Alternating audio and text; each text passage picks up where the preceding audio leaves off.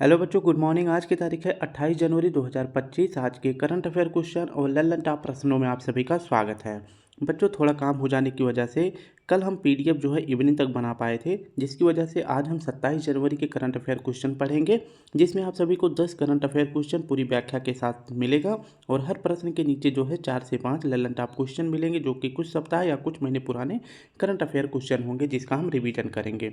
और बाकी की जो 28 जनवरी यानी कि आज का करंट अफेयर क्वेश्चन होगा, इसको हम इवनिंग तक कोशिश करेंगे कि इवनिंग तक आप सभी को अवेलेबल करवा दें। अगर वीडियो अच्छी लगे तो प्लीज़ लाइक शेयर कमेंट जरूर करें। और आज के करंट अफेयर क्वेश्चन में आप सभी को 60 से 65 जो है करंट अफेयर क्वेश्चन देखने को मिलेगा, जिसके लिए आप सभी हमारे साथ 25 मिनट तक बने रहेंगे। ठीक है, तो चलिए शुरू करते हैं अपने पहले करंट अफेयर क्वेश्चन को। पहला प्रश्न हमारा है, हाल ही में OECD डील से बाहर होने की घोषणा किसने करी है? तो अगर बात करते हैं कि OECD इसका फुल फॉर्म क्या होता है, तो ओ फॉर हो जाएगा organisation, for economic, C for हो जाएगा कोऑपरेशन एंड डेवलपमेंट। ठीक है, तो इसका फुल फॉर्म हो जाता है organisation for economic cooperation and development. ठीक है, तो इससे बाहर होने का फैसला किसने करा है? तो USA ने करा है। ऑप्शन डी हमारा सही हो जाएगा। अगर इसकी पूरी व्याख्या देखें तो आप सभी को पता है कि 20 जनवरी को राष्ट्रपति जो है 47वें क्रम के राष्ट्रपति कौन बने हैं? डोनाल्ड ट्रंप बने हैं। कहाँ के? USA के बने हैं। इन्होंने शपथ के दौरान जो है 4 से 5 मुद्दों पर बात करी है। इन्होंने कहा कि बाई बर्थ यानी कि जन्म से नागरिकता जो है USA में समाप्त हो जाएगी। अगर कोई बेबी जन्म लेता है तो उसकी नागरिकता समाप्त रहेगी, उसको बाद में जो है USA की नागरिकता लेनी पड़ेगी। और इसके बाद WHO से बाहर होने की घोषणा किसने करी है? डोनाल्ड ट्रंप ने करी है, क्योंकि कहा है कि कोई भी बीमारी होती है या कहीं पर जो है संकट आपदा होती है तो WHO जो है उसमें हेल्प तब करता है जब पूर्ण रूप से ये उसको लग जाता है कि अब इसमें मुझे हेल्प करनी चाहिए। जैसे कोरोना वायरस आया था तो ये जो है पूरे विश्व में जो है संकेत कब दिया? जब पूरी तरह से फैल चुका था। ठीक है, तो और कहा है कि इसमें रहने से कोई फ़ायदा नहीं है, क्योंकि ये अपना फैसला जो है या अपना कार्य जो है बिल्कुल लास्ट में स्टार्ट करता है। तो इससे बाहर होने के लिए डोनाल्ड ट्रंप ने भी बोल दिया है। और पेरिस समझौता क्या है? पेरिस समझौता है जो हुआ था 2015 में। कब हुआ था? 2015 में हुआ था। और यह किसके लिए हुआ था? तो क्लाइमेट चेंज के लिए हुआ था, यानी कि जो मौसम परिवर्तन होता है तो उससे भी बाहर होने के लिए किसने बोला है? डोनाल्ड ट्रंप ने। तो कहा जो पेरिस समझौता हुआ है इससे भी मैं बाहर निकल जाऊंगा। और अवैध प्रवासी यानी कि जो अमेरिका में अवैध प्रवासी हैं जो आए हुए हैं, उनके बारे में भी अहम फैसले लिए जाएंगे। ये भी आपको याद रखना है। और बाकी OECD डील से भी बाहर होने के लिए बोला है। इसके बारे में ये क्या है? जैसे अंतर्राष्ट्रीय व्यापार होता है तो पर्यावरण प्रदूषण भी होता है, तो उसके लिए जो है जो भी देश पर व्यापार करता है अंतर्राष्ट्रीय, उस पर जो है 15% का जो है टैक्स लगाया जाता है। ठीक है, तो अमेरिका ने कहा कि मैं इस डील से भी बाहर हो जा रहा हूँ। ठीक है, तो ये आपको यहाँ पे याद रखना है। ठीक है, नेक्स्ट अगर बात करते हैं कि पर्सन ऑफ द ईयर 2024 का खिताब किसको मिला है, तो डोनाल्ड ट्रंप को घोषित किया गया है। ठीक है, नेक्स्ट अगर प्रश्न देखते हैं हाल ही में 75वीं अंतर्राष्ट्रीय अंतरिक्ष यात्री कांग्रेस कहाँ प्रारंभ हुई है? तो मिलान इटली में प्रारंभ हुई है। विश्व अंतरिक्ष अवार्ड किसको मिला है? तो एस सोमनाथ जी को मिला है। ये आपको याद रखना है। वहीं बात करें कि 2026 का शीतकालीन ओलंपिक कहाँ पर होगा? तो मिलान इटली में होगा। G7 शिखर सम्मेलन 2024 कहाँ पे संपन्न हुआ है? तो पुगालिया में हुआ है। और यह शहर कहाँ है? इटली में है। हाल ही में शास्त्रीय भाषा का दर्जा किसे मिला है? तो हमारे देश में अगर पूछो वर्तमान में कितनी शास्त्रीय भाषाएं हैं, तो कुल 11 शास्त्रीय भाषाएं हैं। पहले कितनी थी? तो पहले जो है 6 थी। ठीक है, कितनी थी? 6 थी और 5 नई हो गई हैं, तो दोनों को जोड़ा जाए तो वर्तमान में कितनी हैं? तो 11 हैं। ठीक है, तो पहले जो 6 हैं इसके बारे में देख लेते हैं। और पूछे कि शास्त्रीय भाषा का दर्जा कौन प्रदान करता है? तो संस्कृति मंत्रालय के द्वारा शास्त्रीय भाषा का दर्जा प्रदान किया जाता है। जैसे कि तमिल 2004 में शास्त्रीय भाषा बना, संस्कृत 2005 में, तेलुगु 2008 में, कन्नड़ भी 2008 में, मलयालम 2013 में और उड़िया जो है 2014 में बना था। ठीक है, तो ये 6 आपकी हो जाती है। लेकिन 2024 में 3 अक्टूबर को 5 नई शास्त्रीय भाषाएं जो है ऐड होती हैं हमारे शास्त्रीय भाषाओं में। ठीक है, जिससे इनकी संख्या 11 हो जाती है। 7वां हो जाता है असमिया, 8वां हो जाता है बंगाली, 9वां हो जाता है पाली, 10वां हो जाता है प्राकृत और 11वां हो जाता है मराठी। ठीक है, नेक्स्ट अगर प्रश्न की बात करते हैं, दूसरा प्रश्न, हाल ही में नीति आयोग के पहले राजकोषीय स्वास्थ्य सूचकांक में शीर्ष स्थान किसे मिला है? तो इसका सही विकल्प हो जाएगा ऑप्शन बी गोवा हो जाएगा। ठीक है, क्या हो जाएगा? गोवा हो जाएगा, ये आपको याद रखना है। अगर इसकी पूरी व्याख्या देखें तो राजकोषीय स्वास्थ्य सूचकांक, इसका जो है पहला संस्करण जारी किया गया है किसके द्वारा? नीति आयोग के द्वारा जारी किया गया है। अगर बात करते हैं इसमें भाग कौन लिए हैं, तो इस राजकोषीय स्वास्थ्य सूचकांक में जो पहला संस्करण जारी किया गया है नीति आयोग के द्वारा, इसमें अगर पूछे भाग कौन कौन लिए हैं तो अरविंद पनगड़िया जी इसमें भाग लिए हैं, जो कि हमारे देश के 11वें वित्त आयोग के अध्यक्ष नियुक्त हुए हैं। और वहीं बात करते हैं नीति आयोग के जो सीईओ हैं सुब्रमण्यम जी, ये भी भाग लिए थे। और नीति आयोग की उपाध्यक्ष जो कि सुमन बेरी जी हैं, इन्होंने भी इसमें भाग लिया है। और इसमें अगर पूछे कि राजकोषीय स्वास्थ्य सूचकांक में पहला स्थान किसका है, तो पहला स्थान है उड़ीसा का, और इसी के साथ छत्तीसगढ़, गोवा का है। ठीक है, लेकिन पहला स्थान अगर पूछे किसका है, उड़ीसा का है, दूसरा स्थान छत्तीसगढ़, तीसरा स्थान गोवा का है। और इन तीनों को जो है अगर पूछे किस श्रेणी में रखा गया है, तो अचीवर्स श्रेणी में रखा गया है। वहीं फ्रंटियर श्रेणी में अगर पूछे किसे रखा गया है, तो दो को याद रखना है, इसमें जो है यूपी और एमपी को रखा गया है। ठीक है, नेक्स्ट प्रश्न की बात करते हैं। हाल ही में सबसे कम उम्र में फीडे विश्व शतरंज चैंपियनशिप जीतने वाले खिलाड़ी कौन हैं? डी गुकेश हैं। हाल में नासा ने यूरोपा की जांच के लिए यूरोपा क्लीपर लॉन्च किया है, इसका संबंध किससे है? तो यूरोपा अगर पूछे किसका उपग्रह है, तो बृहस्पति ग्रह का उपग्रह है। हाल ही में प्रधानमंत्री राष्ट्रीय कृषि विकास योजना तथा कृषोन्नत योजना के लिए कितना बजट जारी किया गया है? तो 1 लाख करोड़ रुपए जारी किया गया है 2 परियोजनाओं के लिए। ठीक है, हाल ही में नियंत्रक एवं महालेखा परीक्षक के पहले संग्रहालय चैडविक हाउस का उद्घाटन कहाँ हुआ है? तो यह शिमला, हिमाचल प्रदेश में हुआ है। तीसरा प्रश्न हमारा है, हाल ही में केंद्रीय औषधि मानक नियंत्रण संगठन द्वारा मान्यता प्राप्त जीवित दवा क्वार्टमी का संबंध किससे है? तो क्वार्टमी का संबंध हो जाता है रक्त कैंसर से। ऑप्शन सी हमारा सही हो जाएगा। इसकी अगर व्याख्या देखें तो क्वार्टमी क्या है? एक जीवित दवा है, और इसको जो है मान्यता किसके द्वारा मिला है? तो केंद्रीय औषधि मानक नियंत्रण संगठन के द्वारा इसको मान्यता दी गई है, ये आपको याद रखना है। और पूछे कि यह क्या है, इसका संबंध किससे है? तो यह जो है रक्त कैंसर से संबंधित दवा है। ठीक है, किससे है? तो रक्त कैंसर से संबंधित दवा है। नेक्स्ट हमारा प्रश्न है, हाल ही में भारतीय वायुसेना की 92वीं वर्षगांठ पर एयर शो कहाँ आयोजित हुआ? तो यह चेन्नई में हुआ है। कहाँ पर? चेन्नई के मरीन बीच पर, यह आपको याद रखना है। वहीं पूछे कि वायुसेना के प्रमुख कौन हैं? तो अमरप्रीत सिंह हैं। हाल ही में पराग्वे सौर गठबंधन का 100वां पूर्ण सदस्य कौन बना है? तो पराग्वे बना है। ठीक है, अंतर्राष्ट्रीय सौर गठबंधन का 100वां पूर्ण सदस्य अगर पूछे कौन बना है, तो यह पराग्वे बना है।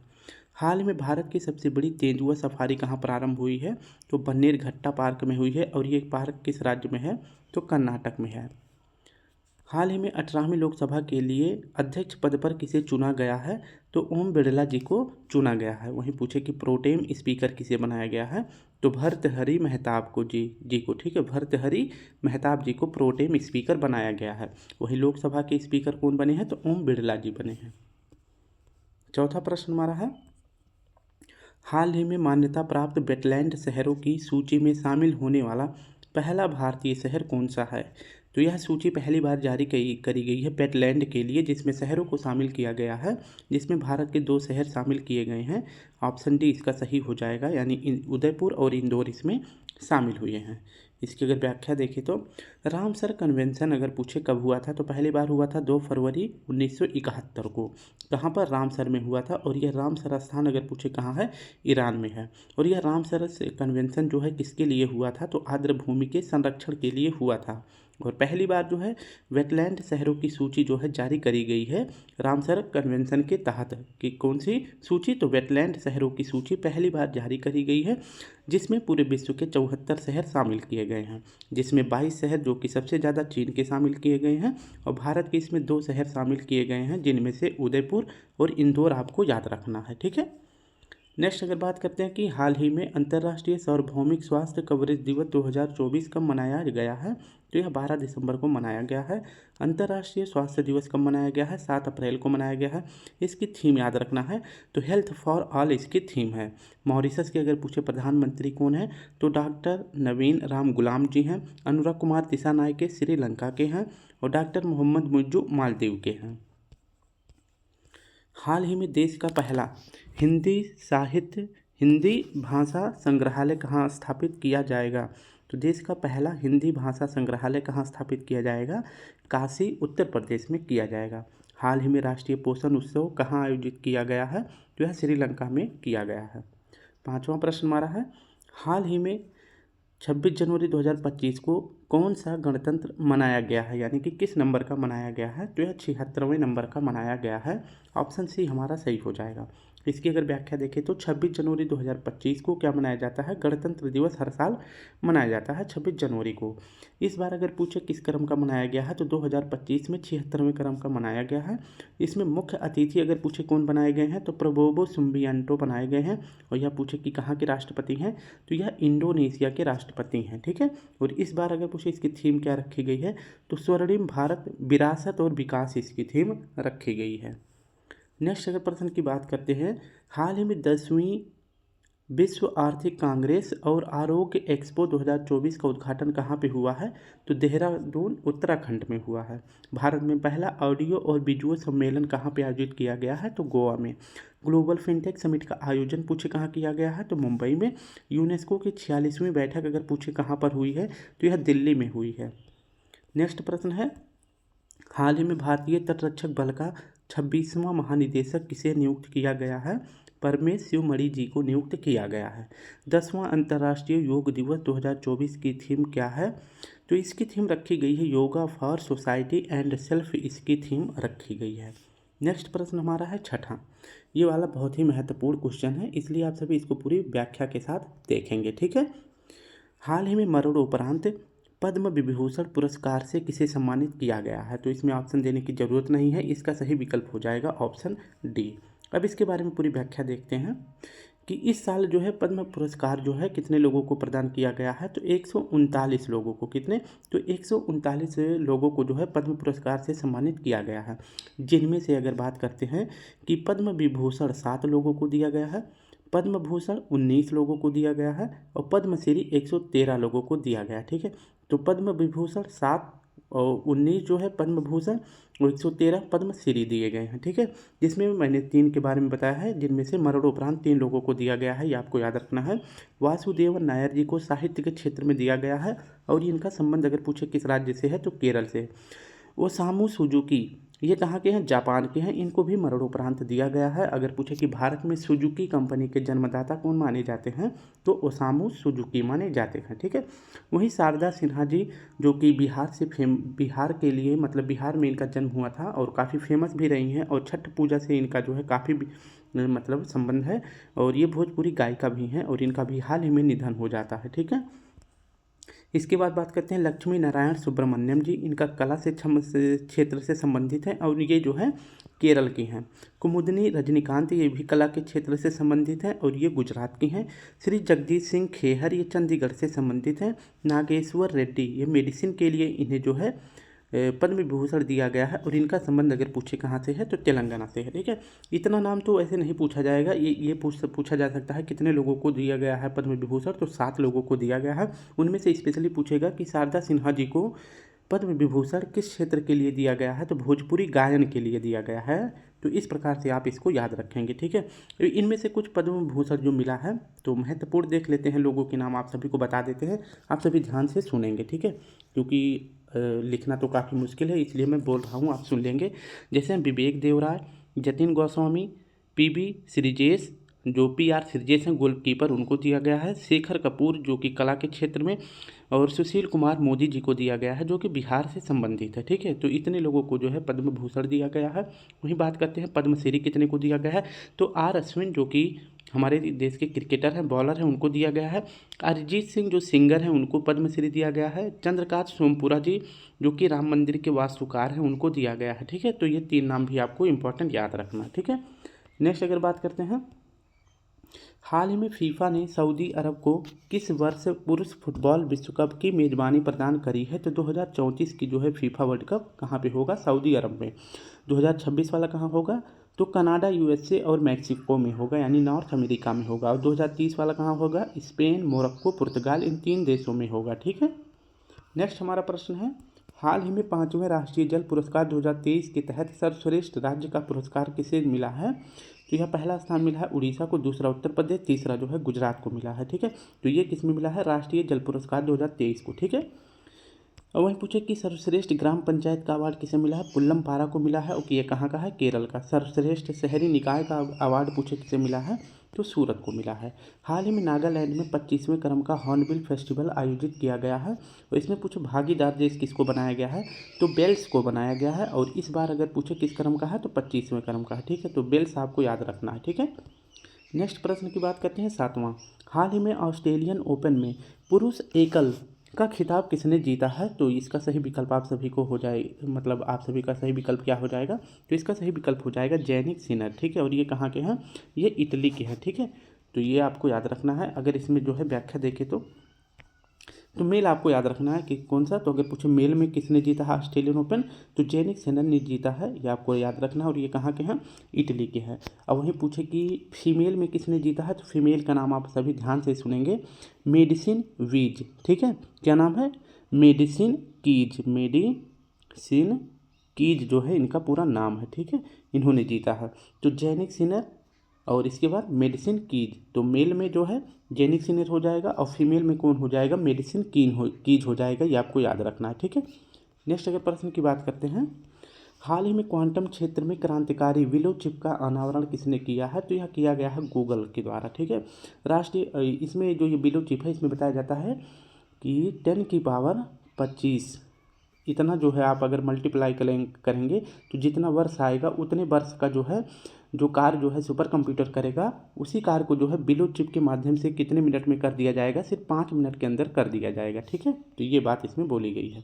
नेक्स्ट अगर बात करते हैं कि राष्ट्रीय अंतरिक्ष दिवस कब मनाया जाता है, तो 23 अगस्त को मनाया जाता है। ठीक है, इसकी शुरुआत कब से होती है? तो 2023 से होती है, क्योंकि 23 अगस्त 2023 को चांद के साउथ पोल पे हमारा जो चंद्रयान 3 था वो आसानी से लैंड किया था। हाल ही में पर्यावरण एवं वन्य जीव पर 12वां अंतर्राष्ट्रीय फिल्म फेस्टिवल महोत्सव वातावरण कहाँ आयोजित हुआ है? तो यह नई दिल्ली में आयोजित किया गया है। हाल ही में विश्व रक्तदाता दिवस 2024 का मनाया गया है, तो 14 जून को मनाया गया है। हाल ही में चर्चा में रहे लाल, मुर्सान और हिल्सा का संबंध किससे है? तो ये तीनों जो है मंगल ग्रह के गड्ढे हैं जिनका नाम रखा गया है लाल, मुर्सान और हिल्सा। नेक्स्ट प्रश्न है, हाल ही में हिमाचल प्रदेश ने अपना राज्य दिवस कब मनाया है? तो हिमाचल प्रदेश ने अपना राज्य दिवस कब मनाया है? तो यह 25 जनवरी को मनाया है। कब? तो 25 जनवरी को मनाया है, आपको याद रखना है। वहीं पूछे कि 25 जनवरी 1971 को हिमाचल प्रदेश एक जो है राज्य बनता है मतलब हमारे भारत का, और किस क्रम का बन जाता है? तो ये 18वें नंबर का राज्य बनता है। ठीक है, कब बनता है? तो 25 जनवरी 1971 को बनता है। इसलिए जो है 25 जनवरी को हर साल हिमाचल प्रदेश अपना स्थापना दिवस मनाता है। नेक्स्ट अगर प्रश्न की बात करते हैं, हाल ही में राष्ट्रीय पंचायत पुरस्कार 2024 के तहत किन राज्यों के ग्राम पंचायत को कार्बन न्यूट्रल विशेष पंचायत पुरस्कार मिला है? तो इसमें 3 राज्य को मिला है, महाराष्ट्र को, उड़ीसा को और उत्तर प्रदेश को। ठीक है, तो ये आपको पुरस्कार याद रखना है, किससे मिला है? महाराष्ट्र, उड़ीसा, उत्तर प्रदेश। नानाजी देशमुख अवार्ड अगर पूछे कितने पंचायतों को मिला है? तो 9 पंचायतों को मिला है। दीनदयाल उपाध्याय अवार्ड अगर पूछे कितनी पंचायतों को मिला है? तो 27 पंचायतों को मिला है। तो इसमें जो है सिर्फ कितनी पंचायतों को दिया गया है ये नाम आपको याद रखना है। ठीक है, तो कितने? 9, और दीनदयाल उपाध्याय अवार्ड 27 पंचायतों को दिया गया है। नेक्स्ट प्रश्न हमारा है, हाल ही में भारत की पहली बायोपॉलीमर प्रदर्शन सुविधा का उद्घाटन कहाँ हुआ है? तो पूरे महाराष्ट्र में हुआ है। हाल ही में प्रधानमंत्री नरेंद्र मोदी ने गेल के पहले कंप्रेस्ड बायो गैस प्लांट का उद्घाटन कहाँ किया है? तो रांची, झारखंड में किया है। 9वां प्रश्न हमारा है, हाल ही में रिलायंस इंडस्ट्रीज ने दुनिया का सबसे बड़ा डेटा सेंटर कहाँ बनाने की घोषणा करी है? तो कहाँ पर? जामनगर, गुजरात में करी है। रिलायंस इंडस्ट्री जो है अपना डेटा सेंटर अगर पूछे कहाँ पर बनाने की घोषणा करी है, और यह विश्व का सबसे बड़ा डेटा सेंटर होगा। कहाँ पर स्थापित किया जाएगा? तो जहाँ पे डेटा सेंटर बनेगा वहाँ पे बहुत ज़्यादा जाम हो जाएगा। ठीक है, तो ऐसे याद रखेंगे। तो जामनगर, गुजरात में बनाया जाएगा। किसके द्वारा? तो रिलायंस इंडस्ट्री के द्वारा बनाया जाएगा। हाल ही में GEM यानी कि गवर्नमेंट ई मार्केट, यानी कि आप सभी जो है मतलब जो राज्य होता है अपनी सामानों को जो है एक सरकारी वेबसाइट के माध्यम से बेचता है, और वहीं पे जो है सारी चीज़ों को आयात और निर्यात करता है। तो इस मामले में अगर पूछे कि हाल ही में जेम को पूरी तरह से अपनाने वाला पहला राज्य कौन सा है? तो उत्तर प्रदेश है। हाल ही में बहुराष्ट्रीय पोत परियोजना का पहला जहाज समर्थन कहाँ लॉन्च हुआ है? तो यह चेन्नई में लॉन्च हुआ है। कहाँ पर? चेन्नई में। हाल ही में आर्टेमिस समझौते पर हस्ताक्षर करने वाला 42वां सदस्य देश कौन बना है? तो स्लोवाकिया बना है। हाल ही में इसरो ने जलवायु डाटा के लिए किस देश के साथ तृष्णा मिशन पर सहयोग करने की घोषणा करी है? तो यह फ्रांस के साथ घोषणा किया गया है, इंडिया ने किया है। ठीक है, नेक्स्ट अगर प्रश्न की बात करते हैं और आज का आखिरी प्रश्न, हाल ही में बीएसएफ ने ऑपरेशन सर्द हवा का आयोजन कहाँ किया है? तो इसका सही विकल्प हो जाएगा कहाँ पर किया गया है? तो यह किया है राजस्थान में। कहाँ पर किया है? तो यह राजस्थान में किया गया है, आपको याद रखना है। ठीक है, इसकी अगर व्याख्या देखें तो ऑपरेशन सर्द हवा अगर पूछे ये किसके द्वारा शुरू किया गया है? तो बीएसएफ के द्वारा, यानी कि बॉर्डर सिक्योरिटी फोर्स के द्वारा शुरू किया गया है। और पूछे कि ये बीएसएफ कहाँ तैनात होती है? तो इंडिया और पाकिस्तान की सीमा के पास जो है बीएसएफ को तैनात किया जाता है। ठीक है, और इसने भी हाल ही में ऑपरेशन सर्द हवा शुरू किया है। और इसको शुरू करने का उद्देश्य क्या है, क्यों शुरू किया गया है? क्योंकि सर्दी में कोहरे के माध्यम से, यानी कि सर्दी में कोहरे में घुसपैठ को रोकना, यानी कि जब कोहरा वगैरह पड़ा रहता है, काफ़ी ज़्यादा मौसम ख़राब रहता है, तो उसी कोहरे के बीच से जो है आतंकवादी जो है भारत में इंटर कर जाते हैं। ठीक है, तो उसी के लिए ऑपरेशन सर्द हवा शुरू किया गया है ताकि घुसपैठियों को रोका जा सके। और कहाँ पर शुरू किया गया है? तो यह स्टार्ट किया गया है, स्टार्ट कहाँ से किया गया है? जैसलमेर से शुरू किया गया है। और ये राज्य मतलब शहर पूछे कहाँ है? तो यह जिला है राजस्थान का। ठीक है, हाँ, खेलो इंडिया विंटर गेम्स 2025 कहाँ आयोजित होंगे? तो यह 2 जगहों पर होगा, एक तो जम्मू कश्मीर में और लद्दाख में। 37वां नेशनल गेम्स कहाँ पे हुआ था? तो यह गोवा में हुआ है। और 38वां कहाँ पे होगा? तो यह उत्तराखंड में होगा। खेलो इंडिया यूथ गेम्स 2025 और साथ साथ में पैरा गेम्स 2025, तो ये दोनों अगर पूछे कहाँ पे होंगे? तो बिहार में होंगे। हाल ही में विश्व छात्र दिवस 2024 कब मनाया गया है? तो 15 अक्टूबर को मनाया गया है। हाल ही में भारत की पहली एस्ट्रो टूरिज्म पहल नक्षत्र सभा कहाँ आयोजित हुआ है? तो यह उत्तराखंड में आयोजित हुआ है। हाल ही में बोइंग के स्टार लाइनर अंतरिक्ष यान को उड़ाने वाली पहली महिला कौन है? तो सुनीता विलियम्स हैं। और ये जो है फंस चुकी हैं कहाँ पर? तो ये फंस चुकी हैं अंतरिक्ष में। ठीक है, और इसे जो है पहली बार उड़ाने वाली, अगर पूछे कि बोइंग के जो स्टार लाइनर अंतरिक्ष यान है इसको उड़ाने वाली पहली महिला, तो सुनीता विलियम्स हैं। ठीक है, और ये कहाँ फंस गई हैं? अंतरिक्ष में फंस गई हैं। और इनको वापस लाने के लिए कौन सा मिशन चलाया गया है? तो क्रू मिशन। ठीक है, क्रू 9 मिशन शुरू किया गया है। कौन सा? क्रू 9 मिशन शुरू किया गया है। और ऐसा अनुमान लगाया जा रहा है कि ये फरवरी महीने तक जो है वापस आ जाएंगे। तो ये किसके द्वारा शुरू किया गया है यह मिशन? तो यह फाल्कन 9 यानी कि स्पेस एक्स के द्वारा शुरू किया गया है। और इसके साथ साथ जो है जो नासा है इसके द्वारा। ठीक है, तो ये आपको याद रखना है। ठीक है, तो स्टूडेंट पूरी वीडियो को जो हमने 22 से 23 मिनट में समाप्त कर लिया। अगर वीडियो अच्छी लगी तो प्लीज़ लाइक शेयर कमेंट जरूर करें। आपको अगर इसका PDF चाहिए तो मैं इसी वीडियो के नीचे जो कमेंट बॉक्स होता है वहाँ पे अपना टेलीग्राम दे दूंगा, आप वहाँ से इसका PDF डाउनलोड कर लेंगे। ठीक है, तो अपना ध्यान रखें, कल फिर मिलते हैं, तब तक के लिए आप सभी को प्यारा सा जय हिंद, जय भारत।